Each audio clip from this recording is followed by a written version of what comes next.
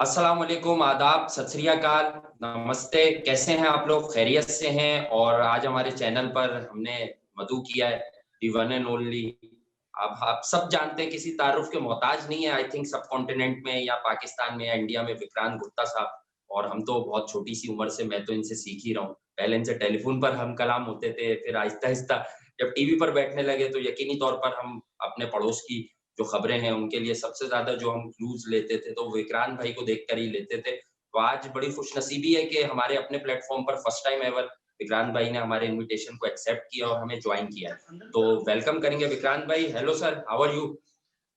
बहुत बहुत शुक्रिया जी, बहुत बहुत शुक्रिया आपका। और बड़े दिन से हमारी बात चल रही थी, लेकिन यह है कि चलिए वक्त हम दोनों का मेल खा गया। तो आई होप कि आपके चैनल पर लोग इस गुफ्तगू को एंजॉय करेंगे और हमारी बातों से इत्तेफाक रखेंगे, क्योंकि क्रिकेट में डिफरेंस ऑफ ओपिनियन होना बड़ा जरूरी है। बिल्कुल। जरूरी नहीं कि हर कोई इत्तेफाक रखे। हो सकता है कि हम ही आपस में इत्तेफाक ना रखें, लेकिन क्रिकेट की फिर खूबसूरती भी यही है खूबसूरती कि भी है। डिफरेंस ऑफ ओपिनियन होना, एक अलग अंदाज होना, वो बड़ा जरूरी है। जी विक्रांत भाई, शुरू करेंगे। सब जानते हैं कि एक बड़ा जो एडलेट की सेकंड इनिंग्स में day and night test match में डिजास्टर हुआ। 36 ऑल आउट हो गई टीम इंडिया और बहुत ज्यादा जो है बैशिंग होना शुरू हो गई। हमने देखा कि बहुत ज्यादा इंडिया में भी लोग नाराज हुए कि यार 36 रन वाली टीम ये किसी हाल में नहीं थी, चाहे वो विकेट अनबिलेबल था, बट इट्स पार्ट्स नाउ। और अब अगर हम फ्यूचर को देखें, विराट कोहली की एग्जिट हो गई है वहां से। अब आप अगर देखें विक्रांत भाई, तो जो आइडियल प्लेइंग 11 है उसमें दो नामों पर गौर करने की बहुत ज्यादा चर्चा है भारत में। साबिक भारतीय कप्तानों को भी अगर आप ले लें तो एक केएल राहुल है और एक टॉप ऑफ द ऑर्डर में पृथ्वी शॉ की जो नाकामियां है उसके बाद बहुत ज्यादा सदाएं बुलंद होती हैं कि यार शुभमन गिल जैसे कॉम्पैक्ट किस्म के ओपनर को, जो मोर कंसोलिडेटेड टाइप ऑफ प्लेयर है, उसको मौका दिया जाए। तो विक्रांत भाई, आप क्या कैसे देखते हैं? आपके मिजाज में या आपके ख्याल से प्लेइंग 11 में कौन सी इंक्लूजन सब बहुत जरूरी है? देखिए, सबसे पहले तो वाकई कोई भी टीम 36 ऑल आउट की होती नहीं है, पर वो 36 ऑल आउट हो जाते हैं। पिछले साल मुझे याद है इंग्लैंड और ऑस्ट्रेलिया की एशेज में शायद इंग्लैंड 60 या 70 ऑल आउट भी हो गया था। जी। पैनिक तो नहीं करना चाहिए। हाँ, उस दिन तनकीद होती है, हमारे मुल्कों में तो होती है। जिस दिन आप 36 ऑल आउट होंगे उस दिन तनकीद होगी। हालांकि उससे एक दिन पहले हम सब ये कह रहे थे कि यार ये टेस्ट मैच जीतने के करीब पहुंचे हैं। लेकिन उसमें आप ये भी देखिए कि 36 ऑल आउट तो एक ही बार हुए, लेकिन पिछली इनिंग, फिर 4 इनिंगें न्यूजीलैंड में, फिर उससे पहले जब हम इंग्लैंड गए थे या साउथ अफ्रीका गए थे, एक बात बड़ी साफ हो गई है कि जहां पर बॉल हिलना शुरू करता है, मतलब स्विंग हो या सीम हो, वहां पर ये लोग इतने रन इन्होंने बनाए नहीं हैं। और न्यूजीलैंड में तो इनफैक्ट विराट के भी रन नहीं थे। तो मुझे लगता है कि जो आपने चेंजेस की बात की, शायद जो उन्होंने पहले टेस्ट मैच की 11 खिलाई थी बेस्ट पॉसिबल ही थी। हाँ, पृथ्वी शॉ खेलते या शुभमन गिल खेलते, रिद्धिमान साहा खेलते या ऋषभ पंत खेलते, मुझे नहीं लगता कि 36 ऑल आउट सिर्फ इन दो वजहों से हुआ है। 36 ऑल आउट के पीछे सबसे बड़ी वजह है कि विराट कोहली के रन नहीं बने सेकंड इनिंग में, रहाणे के रन नहीं बने, पुजारा के रन नहीं बने। हाँ, ओपनर्स भी आपके बहुत जल्दी आउट हो जाते हैं, लेकिन एक टेक्निक भी एक्सपोज हुई है। हम सिर्फ ये कह दें आंख बंद करके, आंख मूंद के, कि नहीं नहीं नहीं नहीं, नहीं कोई बात नहीं, वो 36 ऑल आउट हो गया, उन्होंने बॉलिंग बड़ी अच्छी की। सर, बॉलिंग तो दुनिया में हर जगह अच्छी ही होती है भाई। जब आप रन बनाते हैं तो अच्छी बॉलिंग को रन बनाते हैं, जब आप आउट होते हैं तो अच्छी बॉलिंग को आउट होते हैं। उन्होंने, ऑस्ट्रेलिया ने क्या किया उस दिन, थोड़ा सा तीसरा दिन था, धूप लगी हुई थी, विकेट में थोड़ा सा पेस बाउंस कैरी ज्यादा हो गया, लेकिन जी। उन्होंने इतना बॉल आगे फेंका। अब जब इतना बॉल आपने आगे फेंका है तो उसको उतना ही हिलने का मौका मिला। बॉल वैसे इतना हिला नहीं, लेकिन इंडिया के बैट्समैन अगर आप देखें, जो टेक्निकली बड़े सॉलिड माने जाते हैं, उनका ना पैर आगे गया है ना पीछे आए हैं। आप जी पुजारा हाँ। का एक बॉल था जहां पे वो थोड़े से ऐसे फंसे, अच्छा बॉल था। बाकी जी। आप रहाणे को ले लें, विराट दूर से खेल गए, मयंक अग्रवाल को ले ले, हनुमा, आपको सर पैर तो निकालना पड़ता है ना। दो चेंजेस होंगे। मोहम्मद शमी का चेंज, वो तो फोर्स चेंज है ही है। मोहम्मद शमी, आई थिंक बिल्कुल। वो भी बहुत बड़ा झटका है, बिकॉज अचानक से हम ये कह रहे थे कि इंडिया की बॉलिंग बड़ी अच्छी, बॉलिंग बड़ी अच्छी, बॉलिंग बड़ी अच्छी, तो अब क्या रह गया? शमी, बुमराह और उमेश थे, अब बुमराह और उमेश रह गए ना, तो शमी तो है ही नहीं। बिल्कुल। और जब शमी बाहर हो जाते हैं अचानक से, आप फंस जाते हो। आप कहते हो नवदीप सैनी को खिलाएं या मोहम्मद सिराज को सिराज। खिलाएं तीसरा फास्ट बॉलर। अब एक थ्योरी और आ गई है, एक थ्योरी और कहती है जी दो स्पिनर ही खिला लो, अश्विन और जडेजा को खिला लो। अब वो थोड़ी चल सकता है कि आप 2 स्पिनर खिला रहे हो, 2 फास्ट बॉलर खिला रहे हो। वहां पर अगर आपने 20 3 आउट कर दिए तो पहली स्पेल के बाद नया बॉल कौन डालेगा? तो मुझे लगता है कि शायद सेफ चलेंगे ये। तीसरा फास्ट बॉलर सिराज और नवदीप सैनी में से एक होगा, और रिद्धिमान साहा की भी मुझे लगता है छुट्टी हो जाएगी, ऋषभ पंत उनकी जगह खेलेंगे। तो 4 चेंजेस फिलहाल मैं देख पा रहा हूं, शुभमन गिल, केएल राहुल, ऋषभ पंत और सिराज और नवदीप सैनी में से एक अंदर। ठीक है विक्रांत भाई, जैसे आपने भी बताया और हमने भी नोटिस किया कि ऑस्ट्रेलिया ने देखें कुछ अनहोनी नहीं की थी उस सेकंड इनिंग में। आपने बड़ा अच्छा पॉइंट रेस किया कि आप क्रीज में ही कॉट कर गए ना, आपकी initial movement neither front neither back. उसके बाद आप देखें तो वो सिर्फ और सिर्फ उन्होंने अपनी लेंथ को प्रीवियस इनिंग की बदौलत जो है 6 से 8 मीटर पे वो लेके आए। 6 से 8 मीटर की length Hazlewood type of bowler के लिए आई थिंक कि उस दिन टेलर मेड सिचुएशन थी कि बॉल हल्का सा सीम हो रहा था। आई थिंक कि रादर देन स्विंग बॉल सीम हो रहा था उस दिन, और ये लोग बॉडी से दूर बहुत खेले, स्पेशली जो विराट का डिसमिसल था। अगर आपने बहुत ज्यादा नजर रखते हैं, आपने देखा हो कि टिम पेन ने जो है वो बाकायदा क्रिस गए उसको कैमरन ग्रीन को बताया है कि ये बॉल तुम्हारी तरफ आ सकता है, क्योंकि विराट कोहली को उन्होंने ट्रैप इसलिए किया था कि ये स्क्वायर ड्राइव पर जरूर जाएंगे। कोहली टांग निकालने की कोशिश की थी लेकिन बॉडी से बहुत दूर थे, उनका जो बैट था आई थिंक तकरीबन हाफ अ मीटर दूर था। नॉर्मली हम इस तरह की चीजें एसोसिएट नहीं करते अर्ली ऑन विराट नहीं, से। विराट के बहरहाल साथ ये हुआ है, इंग्लैंड में हुआ है। जी विराट हाँ, वो 2014 में एंडरसन इंग्लैंड में वाली स्टोरी ऐसे के ही आउट बाद होते हैं, विराट ने और कवर अप किया है। ये उनका ये शॉट है उनका, जो ये दूर से जैब करते हैं जहां पर ये आउट होते हैं, जी लेकिन इन्होंने अपनी गलतियों से सीखा और अपने आप को कंट्रोल किया। मुझे याद है, पता जी नहीं आपको याद है कि नहीं, तेंदुलकर गए थे 2003-4 में ऑस्ट्रेलिया, जिसमें इंडिया ने 1-1 ड्रॉ किया था। तो उसमें या सहवाग ने रन बनाए थे, राहुल द्रविड़ ने बड़े रन बनाए, या सौरभ का 100 था, लक्ष्मण के 100 थे। लेकिन लास्ट टेस्ट मैच तक सचिन के रन नहीं थे। तो नहीं थे, सचिन ने जो एनालाइज किया अपनी गेम, तो आपको एनालाइज करना ही होता है, सब करते भी हैं। बिल्कुल सचिन ने कहा यार मैं ना ये कवर ड्राइव पे आउट हो रहा हूँ। उन्होंने आउट हो रहा हूँ। 241 या 242 रन बनाए थे। जी हाँ, तो डबल उसके सेंचुरी लिए उन्होंने सिडनी में। 350 पौने 400 बॉलें भी खेली होंगी, उन्होंने कवर ड्राइव नहीं मारा एक। तो ये बस तो अब आपको अपने आप को बताना है कि मैं यार ये नहीं करूंगा, मैं ये नहीं करूंगा, नहीं करूंगा। अब पृथ्वी शॉ की बात ले लीजिए, पृथ्वी शॉ की अब हर कोई कह रहा है जी टेक्निकली देखिए ऐसा है वैसा है, मैं मानता हूं, बट उनको भी तो पता है कि जो इन स्विंग मुझे अंदर आएगा, मेरा जी बैट यहां से आता है। एक तो आप अपना टेक्निकली बाहर से। आप अपने आप को बदलते हैं अपनी गेम को, दूसरा मेंटली भी तो अपने आप को बताते हैं ना कि अगर इन स्विंग आएगा तो मैं कवर ड्राइव नहीं मारने जाऊंगा बॉस, मैं नहीं ऑन द मारने राइज जाऊंगा। नहीं खेल सकता। तो आप ऑन द राइज मत खेलिए। दूसरी बात है कि आप ऑस्ट्रेलिया में ना, जो मैंने देखा, अब प्लेयर मैंने देखे बैकफुट पे नहीं खेलते हैं ज्यादा। मेरे ख्याल से जो सक्सेसफुल प्लेयर्स रहे हैं ऑस्ट्रेलिया में, वो बैकफुट पे भी खेलते हैं। बैकफुट का मतलब ये नहीं होता कि आप ऐसे, बैकफुट का मतलब बैक एंड अक्रॉस जिसे कहते हैं। जी आप हाँ, बैक एंड अक्रॉस में आपको वक्त भी थोड़ा ज्यादा मिलता है।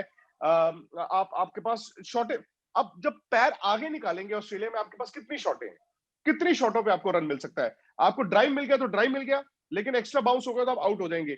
आप आउट हो जाएंगे कितनी शॉटें बिल्कुल। खेल सकते हैं, लेकिन द मोमेंट आप बैकफुट पे भी खेलना शुरू करते हैं तो आपके स्कोरिंग एरियाज खुल जाते हैं। मिल जाता है। आप शॉर्ट ऑफ लेंथ को बैकफुट पे पंच कर सकते हैं, जी कवर्स में खेल सकते हैं, आप फ्लिक मार सकते हैं। तो मैं हैरान हूं कि इन सब की जो, या तो ये T20 के कारण हुआ है। अब पहले वनडे बिल्कुल। और टेस्ट मैच होते थे तो प्लेयरों को 19-21 से एडजस्ट करना पड़ता था। अब जो 2020 से आप टेस्ट मैचों में आए हैं, प्लेयरों को मेंटली और अपनी बैट स्विंग आ गई आपकी, बहुत ज्यादा एडजस्ट करना पड़ता है। तो सबकी मैं देखता हूँ हेड मूवमेंट आगे हो जाती है, आगे चले जाते हैं, आगे हो आगे चले जाते जाते हैं। हैं। देखिए मैं आपको एक किस्सा सुनाता हूँ। इंडिया में ये विराट ने किया था 2014 में, मुझे याद है, जब वो क्रीज से इतना आगे खड़े भी हो रहे थे उस इंग्लैंड सीरीज में, और वो दूर से ऐसे जी आउट हाँ, होते थे। जी हाँ, तो मोहम्मद अजरुद्दीन आज तक में मेरे साथ अजहर भाई शोज किया करते थे, तो मुझे वो कहते थे कि यार ये गलत कर रहा है, ये देखिए। मैं वो क्योंकि इंग्लैंड में बहुत खेले थे काउंटी क्रिकेट, उन्होंने कहा आप बिल्कुल। इंग्लैंड में क्रीज से इतना आगे इसलिए खड़े हो रहे हैं कि स्विंग काउंटर करना है। मैंने कहा जी बिल्कुल भाई, आपको क्योंकि स्विंग तो साइंस है ना, कि फिजिक्स है कि एक स्टेज के बाद ही बॉल स्विंग होगा, तो आप स्विंग के ऊपर चले जाते हैं। उन्होंने कहा लेकिन यही अगर आप इतना क्रीज के पीछे चले जाएं, विच मींस हाँ, इतना आगे की बजाय आप इतना पीछे चले जाएं, तो आपका फासला इतना हो गया, स्टेप बैक। तो उससे क्या होगा? मैंने कहा जी क्या होगा? कहते एक तो आप बैकफुट पे ज्यादा खेलेंगे, सेकेंडली जो स्विंग आप काउंटर करने के लिए आगे गए थे, जब तक आप और पीछे आए हैं, तो बॉल तो स्विंग होकर निकल जाएगा ना, आपको इतना लेट चल स्विंग नहीं जाए। होगा, वो पहले स्विंग होकर निकल गया। प्लस आपको वक्त थोड़ा ज्यादा मिलेगा। और उन्होंने ये यूनुस खान ज्यादा को कहा मिलेगा। था, यूनुस खान एक टेस्ट मैच में ऐसे ही बैटिंग कर रहे थे वहां पे, मुझे याद है, और इन्होंने यहाँ फोन किया, इन्होंने फोन किया, मेरे सामने की बात है, इन्होंने ऐसे ही बोला, ये क्या है बंदर की तरह नाचते, अजहर भाई ऐसे बोलते हैं, उन्होंने कहा क्या यार तुम बंदर की तरह नाच, उन्होंने ऐसे ही बोला, ये क्या तुम बंदर की तरह नाच रहे हो, क्या बैटिंग कर रहे हो। तो जो भी बात हुई तो उन्होंने कहा पीछे रहे, मतलब पीछे क्रीज के पीछे खेलो, पीछे अंदर आओ। उन्होंने आई थिंक 200 बनाया था शायद टेस्ट मैच में, और जी हाँ, डबल सेंचुरी की थी, स्ट्रगल कर रहे थे फोर्थ टेस्ट में, 5 इनिंग नाकाम, उन्होंने बोला 5 इनिंग नाकाम हो गई थी। ऑस्ट्रेलिया में जरूरी नहीं है कि आप, अब ये तो दिक्कत है, ये सबका हाथ, ये सिर जो है आगे जा रहा है, सबका सिर आगे जा रहा है, थोड़ा सा अगर बैक एंड अक्रॉस खेलेंगे शायद बेहतर हो जाएंगे। अच्छा, अब मैं डायरेक्ट मुद्दे की तरफ आता हूँ विक्रांत भैया आपसे। अब क्योंकि विराट कोहली जो है वो टीम इंडिया छोड़ चुके हैं और वो वापस जा चुके हैं, अब रहाणे पे सारी जिम्मेदारी है। एक बुरी हार जो विराट कोहली की कप्तानी में मिली, टॉस जीतकर कोहली पहली दफा अपनी टेस्ट हिस्ट्री में एज कैप्टन नाकाम हुए। मगर अब ये बताइए, जाते जाते जो वो बोल गए कि माइंडसेट और इंटेंट, क्या अब इन प्लेयर्स के साथ रहाणे वो इंटेंट और माइंडसेट गेन कर पाएंगे सेकंड टेस्ट पे? आसान थोड़ी होगा सर, आप 36 ऑल आउट होते हैं तो फिर उसके जो स्कार्स हैं वो तो अरसा रहते हैं ना। मुझे याद है 1982 में एशियन गेम्स हुए थे दिल्ली में, और पाकिस्तान और इंडिया हॉकी में तकरीबन बराबर थे। पाकिस्तान ने 7-1 से मारा था फाइनल में, दिल्ली में फाइनल होता, मैं छोटा 9 साल का था, 7-1 से इंडिया हारा था हॉकी का फाइनल एशियन गेम्स का। सालों साल लग गए, उससे उठ नहीं पाए। 36 ऑल आउट आपको ऐसे स्कार्स छोड़ जाते हैं, आसान तो नहीं होता। बट अगेन अगर मोहम्मद शमी होते तो मैं कहता कि इंडिया ने भी तो शायद बॉल डालना है, उनके भी लबुशेन और स्टीव्स में 2 बड़े प्लेयर हैं, शायद वो भी फिर 200 ऑल आउट हो जाए। तो अब दिक्कत ये है कि मोहम्मद शमी भी नहीं है। हो सकता है कि आप हर इनिंग में 36 ऑल आउट नहीं होंगे, हो सकता है केएल राहुल या गिल या रहाणे या पुजारा कोई आके एक अच्छा 100 बना दे, लेकिन कभी कभी एक 100 जो होता है वो आपके ड्रेसिंग रूम को खड़ा कर देता है। विराट ने बोला कि इंटेंट नहीं थी या माइंडसेट वैसा करना है, बट वो तो टेस्ट मैच एक खेल के गए ना। अब तो जिनको खेलना है, सवाल ये है कि इनकी एबिलिटी क्या है। और आप माने ना माने, इस अटैक को इन कंडीशंस में डोमिनेट करने वाला प्लेयर एक ही था, वो थे विराट कोहली। अब रहाणे क्या करते हैं, पुजारा क्या करते हैं, ये वक्त बताएगा। बट मेरा ये मानना है, और मैं गलत भी हो सकता हूं, मुझे लगता है कि जो 2018 में ये लोग करके आए हैं वो इतना आसान रिपीट करना नहीं होगा। अगर आप सिर्फ बॉलों को रोकते रहेंगे, आपको गोदी में बॉल मिलता है हाफुली, अब उसको भी रोक देते हैं, रन तो बनाने पड़ेंगे। रन जब तक आप ऑस्ट्रेलिया में जाके बनाएंगे नहीं, रन बनेंगे नहीं। आप सिर्फ खड़े रहेंगे, एक बॉल पे आपका नाम लिखा होगा। और क्योंकि ये सीरीज का पहला टेस्ट मैच है तो इसमें अच्छा बुरा दोनों है। अच्छा ये है कि चलो यार 3 टेस्ट मैच है, अच्छा करेंगे। बुरा ये होता है कि पहले टेस्ट मैच में जब ऐसा हो जाए तो वो फिर मेरे ख्याल याददाश्त रह जाती है काफी देर। अच्छा विक्रांत भाई, क्या आपको लगता है, नोइंग द फैक्ट कि रवि शास्त्री एंड कंपनी को, आप बहुत ज्यादा उनके माइंडसेट को भी रीड करते रहते हैं, मतलब मैं नहीं करता उनके माइंडसेट को। अच्छा, रवि शास्त्री के माइंडसेट को सर किसी को नाराज लग रहा है उनका, आप भी नाराज लग रहे हैं रवि शास्त्री से। नाराज नहीं, उनका माइंडसेट क्या है क्या नहीं है वो आज तक नहीं समझ आया। मेरा तो मेरा सवाल ये है मेरा कि इंडिया में चेंज होना चाहिए था वर्ल्ड कप के बाद, शायद एक नया कोच होना चाहिए था। और जब सर देखिए टीम जीतती है ना तो फिर इनको क्रेडिट मिलता है, जब ये हारेंगे तो ऑब्वियसली फिर सारी कमियां खामियां, 5-5 आप कैच छोड़ोगे तो कैच सिर्फ इस टेस्ट मैच में थोड़ी छूटे, वनडे में भी छूटे, T20 में भी छूटे, न्यूजीलैंड में भी छूटे, फलानी जगह भी छूटे, ढिमकानी जगह भी छूटे, तो कैच ही छूटते जा रहे हैं। तो फील्डिंग कोच जो है वो है जॉन्टी रोड्स को मना करके इनको कंटिन्यू किया गया था। सो ऑब्वियसली सवाल पूछे जाएंगे इनसे। सॉरी लेकिन मैंने आपका सवाल काट दिया। नहीं, सवाल मेरा यही था, आपने बड़ी अच्छी लिंक की बात विक्रांत भाई। मैं ये पूछना चाह रहा था आपसे कि आपको लगता है कि इनका माइंडसेट इस तरह का है। देखिए, मुझे जो अब समझ आता है वो ये समझ आता है कि इस वक्त ऑस्ट्रेलिया को काउंटर करने के लिए ना आपको अटैकिंग इंटेंट शो करनी है। तो उस मिजाज का जो प्लेयर मुझे नजर आता है टीम इंडिया में, जिसको मैं बहुत अरसे से मॉनिटर कर रहा हूँ, T20 और वनडे क्रिकेट में तो वो बड़ा परफॉर्मर है। जिस जगह आप उसे भेजते हैं, ओपन करा लें, कीपिंग करा लें, 5 पर करा लें, उसका नाम है केएल राहुल। क्या इस मैनेजमेंट में या रहाणे के जहन में कोई ऐसी बात भी हो सकती है, क्योंकि राहुल ने ऑस्ट्रेलिया के अगेंस्ट एक 100 बनाया हुआ है, बाकी इनिंग्स उसकी जरा मुश्किल गई हैं, लेकिन उसने सेंचुरी की हुई है इसी अपोजिशन के खिलाफ। तो आपको लगता है कि केएल राहुल को ओपनिंग स्लॉट पर रखकर आप एक स्ट्रॉन्ग मैसेज कन्वे कर सकते हो टीम ऑस्ट्रेलिया को, या मुझे लगता है हो सकता है ये केएल राहुल से ओपन ही कराएं। बट मुझे लगता है कि देखिए, जस्ट बिकॉज बाकी भी बहुत खराब खेले डजंट मीन कि केएल राहुल जो व्हाइट बॉल में उन्होंने एक साल में कमबैक किया है तो लाल बॉल की उनकी दिक्कत चली गई। और चलिए, सर टेस्ट क्रिकेट जगह नहीं है जहां पर आप सीखते हैं, टेस्ट क्रिकेट जगह नहीं है जहां पर मैं अपनी फॉर्म को वापस पालूंगा। मेरे अगर आप इंडिविजुअली मेरे से पूछें तो केएल राहुल डेंजरस प्लेयर हैं बिकॉज ऑफ बैकफुट भी अच्छा खेलते हैं। वो बैकफुट भी, ऐसा इसके प्लेयर है जो हॉरिजॉन्टल बैक शॉट्स अच्छे। जिसको 3 घंटे अच्छे मिल जाएं तो वो आपको अटैकिंग क्रिकेट खेल के भी दिखा सकता है। बट सर नया बॉल मुझे थोड़ा इतना कॉन्फिडेंस नहीं है बिकॉज ऐसा नहीं है कि एक सीरीज फेल हुए, उनकी 3-4 हाँ, विदेशी तीन दौरे चार थे जहां पे उनको बॉल नजर आना बंद हो गया था, कैंची बननी शुरू हो गई थी। अब वो कितना हाँ, उसमें से निकले हैं वक्त बताएगा। मेरा ये मानना है कि केएल राहुल मिडिल ऑर्डर में अगर खेलेंगे he will be more useful.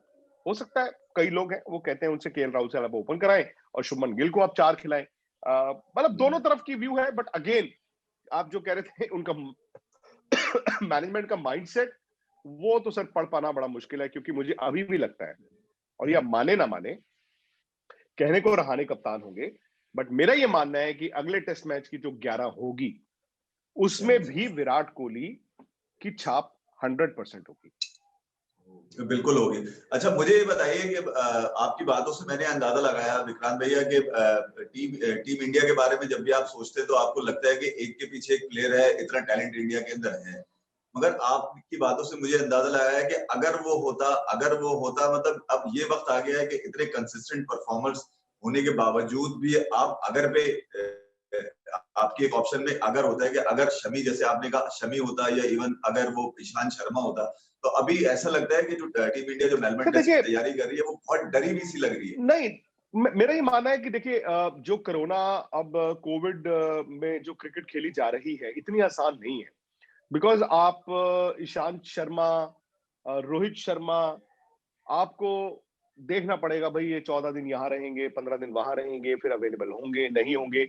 अब आपको ये सब चीजें लेकर चलनी होंगी। जैसे मोहम्मद शमी को फॉर एग्जांपल चोट लगा नॉर्मल कोर्स में, बिकॉज आज से तकरीबन 20 दिन पहले बीसीसीआई का ईमेल आया था कि Ishant has recovered from his injury but is working on his strengthening और ये वो कि चलो आगे के लिए हो सकता है कि इमरजेंसी में आप तुरंत फ्लाइट में भेज देते और वो खेल लेते, बट अब ऐसा होगा नहीं।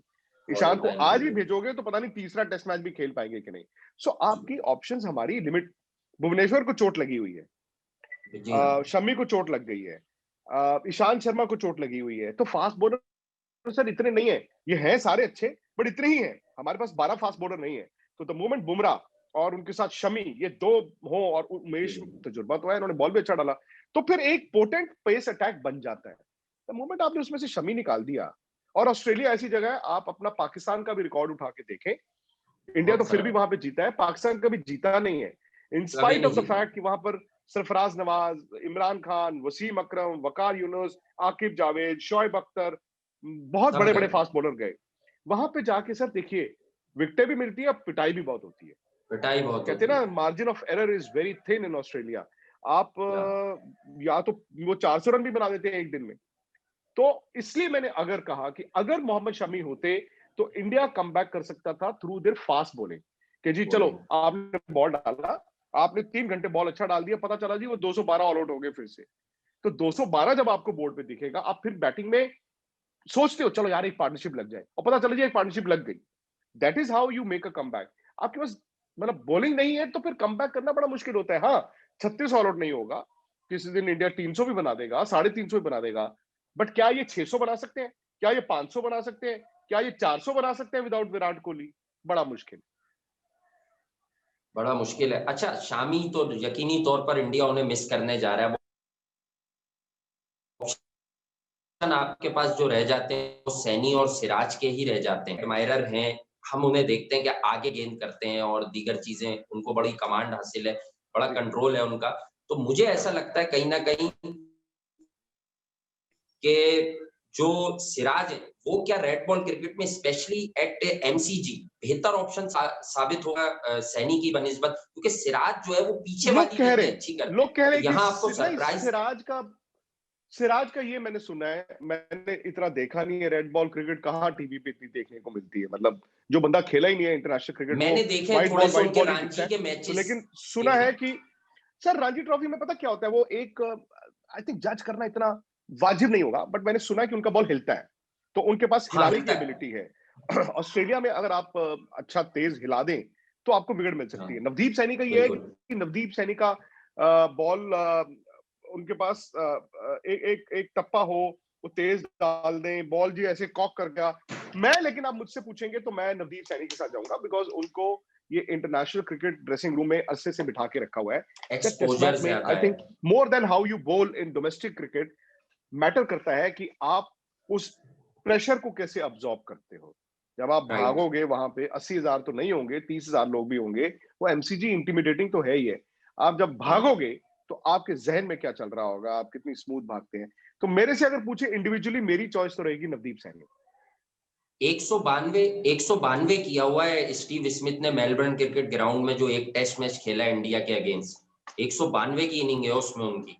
तो स्टीव स्मिथ हमेशा की तरह बड़ा थ्रेट तो है वो वर्ल्ड क्रिकेट में, चाहे पोजीशन कोई सी भी हो। स्टीव स्मिथ की बैक के मसले चल रहे हैं इस वक्त, तो आई थिंक कि स्टीव स्मिथ की भी शिरकत जो है वो day by day thank you. उसमें कुछ डेवलपमेंट हो रही है कि यार मशकूक लगती है। डेविड वार्नर तो वहां नहीं होंगे, तो अगेन इंडिया के पास बेस्ट पॉसिबल ऑप्शन मुझे यही लगता है to counter the Aussie bowling के यार आप इनको पहली इनिंग में अंदर कर कर आप इनकी टॉप ऑर्डर को एक्सप्लॉइट करें जो वीक है। देखिए देखिए वो टॉप ऑर्डर वीक है। वो तो टेस्ट क्रिकेट की रिवायत है कि हर टीम यही चाहेगी कि बिल्कुल सामने वाली टीम की जो टॉप ऑर्डर है, आप 100 3 आउट, 100 4 आउट कर लो। और स्टीव स्मिथ का बहुत शानदार रिकॉर्ड है। उन्होंने अभी ये जो व्हाइट बॉल क्रिकेट में भी इंडिया की बड़ी पिटाई की, बट वो भी पहले टेस्ट मैच में 2 फेलियर्स के साथ आ रहे हैं। फेलियर्स के ये ना साथ जा बोले रहे कि हैं वो गेम, भी 2 राइट फेलियर्स के बिल्कुल। साथ, 2 नहीं सॉरी, एक हाँ। फेलियर के साथ आ रहे हैं। तो अब वो स्टीव स्मिथ है।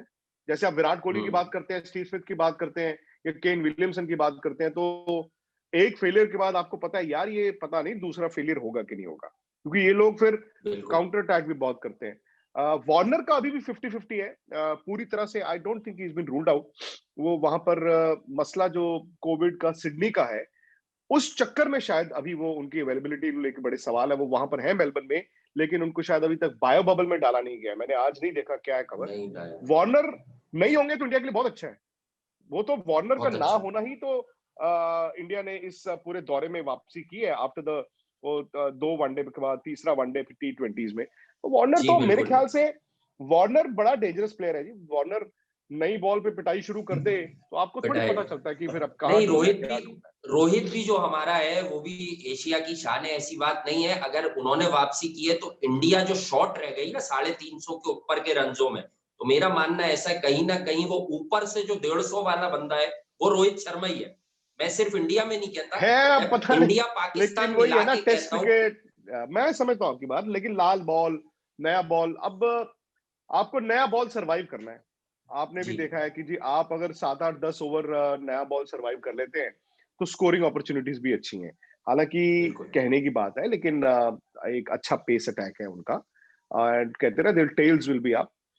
या आई होप आई होप अब देखिए, हम ये कह दें कि मेलबर्न इंडिया जीतेगा ही जीतेगा, वो भी गलत है। हम ये कह दें कि इंडिया 4-0 हारेगा, वो भी गलत है। ऐसी सिचुएशंस में वापसी ड्रामेटिक नहीं होती कभी। आपको ग्रेजुअल बिल्कुल। वापसी, जैसे आपको चोट लगती है, फिर आप इंतजार करते हैं, फिर थोड़े वक्त बाद आप चलना शुरू करते हैं, फिर भागना शुरू करते हैं। इंडिया ने अगर इस सीरीज में बने रहना है तो इनको मेलबर्न के जो पहले 1-2 दिन है उसमें वापसी करनी है। वापसी या अब बहुत अच्छा हो जाए आपके लिए जी, ऑस्ट्रेलिया ऑल आउट हो गया या आपने जी 400 बना दिए, वो तो चलो, वो तो फेरी टेल, वो तो हर कोई चाहेगा। बट ग्रेजुअली कहते हैं ना, सांस आनी शुरू हो, जहां पर आपको ये लगे यार घबराओ मत, शमी नहीं है, घबराओ मत, विराट नहीं है, हम हैं, हम 19-21 का मुकाबला कर रहे हैं, वहां से ही इंडिया वापसी कर सकता है। अच्छा, जैसे विक्रांत भैया पहले टेस्ट से, एडिलेड टेस्ट से पहले जिस तरह से ऑस्ट्रेलिया की प्लेइंग 11 पर काफी चर्चा हो रहा था कि यार बड़ी अनसेटल है और इनके ऊपर से वार्नर भी नहीं है, फिर ओपन कौन करेगा, जोबन्स की भी थोड़े मसाइल थे फिटनेस के, कैमरॉन ग्रीन को खिलाने की बातें हो रही थी। अब सेकंड टेस्ट में आकर इंडिया की वही हालत हो गई है जो ऑस्ट्रेलिया की थी प्लेइंग 11 को लेकर। अब सुनने में ये आ रहा है बिल्कुल। कि रवींद्र जडेजा भी आज प्रैक्टिस कर रहे हैं वहां पर, उनकी भी शायद इम्कान है कि शायद अब वो मैंने कहा, अब टीम इंडिया एक से थ्योरी, खेलें। जैसे मैंने कहा ना कि फास्ट बॉलर की तीसरे की बजाय जडेजा अश्विन दोनों खिला लो। एक थ्योरी ये भी है कि हनुमा विहारी 6वें बैट्समैन की जगह आप जडेजा को खिला लें। हालांकि जडेजा जबरदस्त बैट्समैन है, बट फिर वही बात है कि आप फ्यूचर कैसे, आप टेस्ट क्रिकेट तो कभी भी एक मैच की बिना पर नहीं होता ना, वो आपको टीम बनानी पड़ती है, प्लेयरों को एक लंबी रस्सी देनी पड़ती है। तो I don't know, I think ज्यादा जो तफसील है वो 25 तारीख को ही हमें मिल पाएगी। अभी तो ये मेलबर्न में इनका पहला सेशन है। आई थिंक आपके भी फोन बड़े बज रहे हैं और मेरे भी जो है मैसेजेस फ्लैश होने शुरू हो गए हैं। हाँ हाँ, तो बस आखिरी आखिरी चंद जी आखिरी दो एक चीजें रह गई हैं। आप मुझे ये बता दीजिए कि टीम इंडिया को लेकर इस वक्त इंडिया में जो सूरत हाल है उसका अंदाजा तो हमें न्यूज से यहाँ से पता चलता ही रहता है। ये वही मीडिया है जो इन प्लेयर्स को एक ऐसी पोजीशन में लेकर आता है कि लोग इनके फैंस हो जाते हैं, और ये वही मीडिया है कि जब टाइम ऐसा आता है कि एक बुरी परफॉर्मेंस जो होती है उसके ऊपर प्लेयर जब सर, एक्सपोज अब होते हैं ना तो मीडिया मीडिया। से ज्यादा अब क्या हो गया, देखिए पहले मीडिया के हाथ में ताकत है जी। मैं आपको बताता हूं, जब से ये सोशल मीडिया आया है, मुझे लगता है मीडिया नहीं, ये जो फैंस हैं, फैंस सोशल मीडिया के जरिए ही यहां ले जाते हैं और वही फैंस सोशल मीडिया के जरिए वापस ले आते हैं। तो I think more than the media, ये जो फैंस हैं, और फैंस का देखिए पैशन है।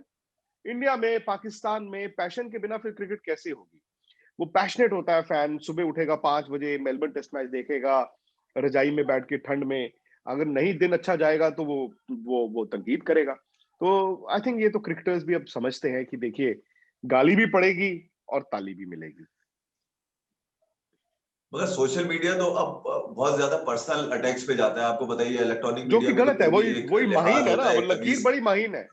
अब वही तो हाँ अब हाँ, वो उसको कैसे कंट्रोल करेंगे आप? मुश्किल है। उसको तो कंट्रोल ही नहीं अभी कर सकते। खामा खा वो देखें सामने कि वाला मैच जो आपसे सामने वाला जो लड़ रहा है या आपको गाली दे रहा है, आप उसको देख थोड़ी पा रहे हैं। वो तो दीवार के पीछे छुपा हुआ है।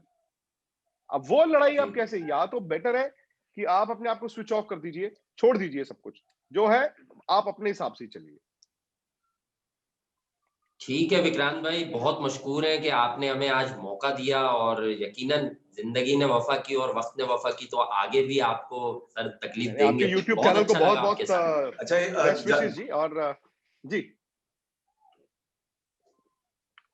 बस जाते जाते मैं यही कह रहा था, बॉक्सिंग डे टेस्ट दोनों तरफ शुरू हो रहा है। इधर पाकिस्तान न्यूजीलैंड के अगेंस्ट जाने वाला है, बाबर आजम मुहैया नहीं है, नए कप्तान है रिजवान, इधर नए सही कप्तान है बात है, रेहाने टीम इंडिया के लिए। तो सही हमारी बात है। तो ख्वाहिश यही होती है कि एक टागरा ऐसा बॉक्सिंग डे टेस्ट का होना चाहिए जिसमें एक तरफ इंडिया खेल रहा हो, एक तरफ पाकिस्तान खेल रहा हो। तो वो एक आएगा, ख्वाहिश लेकर वो वक्त भी हम जरूर आएगा जी। पहले होता ही था, अब वो वक्त जरूर आएगा। आज बिल्कुल नहीं होता तो कल, कल नहीं तो परसों, वो बिल्कुल होगा। है। थैंक जी यू वेरी मच विक्रांत भैया, थैंक इंशाल्लाह यू आपसे जी, फिर दोबारा बहुत से बहुत जुड़ेंगे। शुक्रिया और आपका जी। Thank you so much, so thank nice you, of you sir. Thank you.